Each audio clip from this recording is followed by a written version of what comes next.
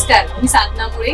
मुंबई वचननामामध्ये आपले सहर्ष स्वागत. चला पाहूया आजच्या ठळक बातम्या. अहिल्यानगर जिल्ह्यातील कोपरगाव बस स्थानकाहून संगमनेरकडे जाणाऱ्या बसमध्ये आज सकाळी एक गंभीर प्रकार घडला.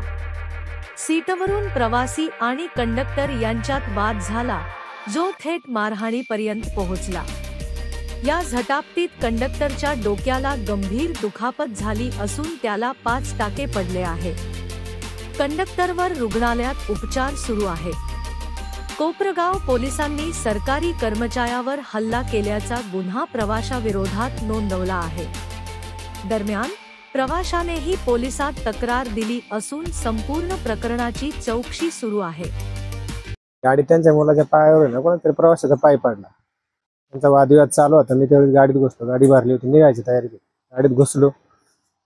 त्यांचा वाद ते म्हणजे मला उतरायचं, बेल मारली, गाडी थांबली. ते परत माग गेले त्या प्रवाशीबरोबर. तुमचं काय चालू आहे, वाद घालताय तुम्ही, खाली तुमचं काय असेल ते मिटवून घ्या, मी दोघंही खाली उतरून वाद तुमचा क्लिअर करून घ्या.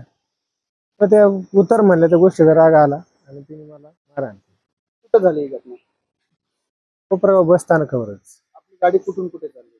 गाडी कोपरगाव ते संगमनेर. प्रवासी कुठून प्रवास करत? इथूनच गाडी सुरुवातच इथून झाली. कोपरगाव ते संगमनेर अशी गाडी निघाली होती. ते त्यांच्या मिसेस कोणाचे नातेवाईक होते, त्यांना सोडायला आले होते. त्यांचं काहीतरी ते मुलाच्या पाय पडला म्हणून काहीतरी वाद झाला होता. आपल्या मुंबई वचननामा चॅनलला सबस्क्राईब करा आणि बेल आयकॉन दाबायला विसरू नका.